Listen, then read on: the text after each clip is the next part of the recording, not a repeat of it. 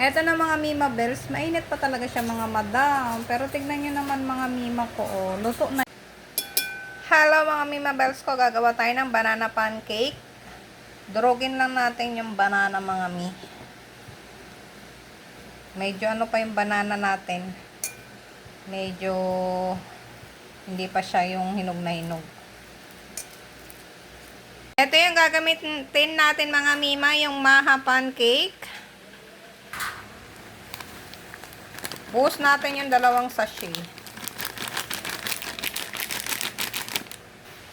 Lagay tayo ng 2 egg.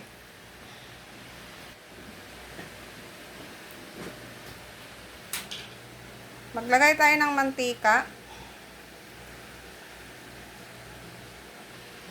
Milk mga Mi, tansya-tansya lang.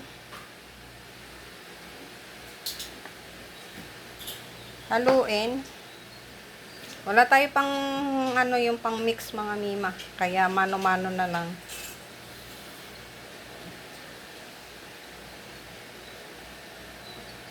Lagay ako mga Mi, cacao powder. Optional lang yan mga Mima ha. Ayan, kanya-kanya tayong ano mga Mi. Kanya-kanya tayong way mga Mima. Ito is ano, may kasamang anong tawag doon? Yung embetlog, charot. Lagay tayo ng sugar, tansya-tansya method lang. Oh, 'di ba? Ayoko nang masyadong matamis kasi palaging kumakain ng matamis yung aking kiddos. Namo yung chocolate chips ko mga Mi, kaya naman tinadtad ko na lang. Tinadtad yarn. Ayan, then mix ulit. Maglagay tayo ng chips, chocolate chips mga Mi. Ayan, chocolate chips ko mga Mi, nagbuo-buo.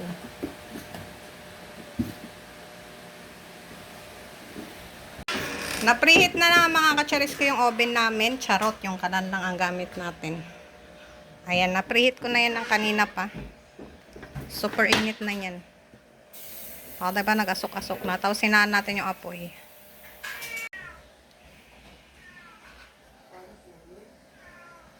Bake natin siya ng 45 minutes.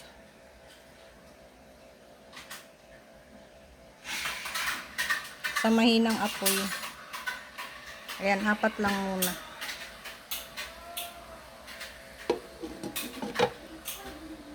Check na natin.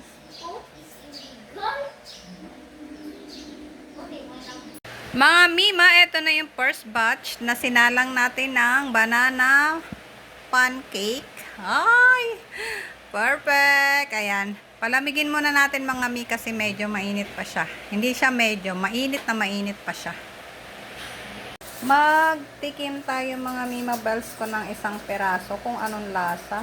Ouchie, mainit pa din siya mga Mi. Wala pala tayong nilagay na ano, no, yung pang... Eto na mga Mima Bells, mainit pa talaga siya mga madam. Pero tignan nyo naman mga Mima ko, oh, luto na siya. Ayan, biyakin natin. Wow! Asok-asok pa. Siyempre, taste natin.